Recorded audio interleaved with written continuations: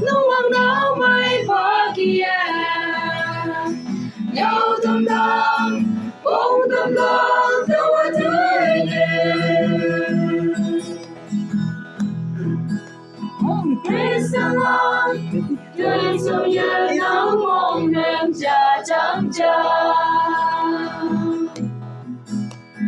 ở thiên vang chính là sáng của cả nhà yên ý lo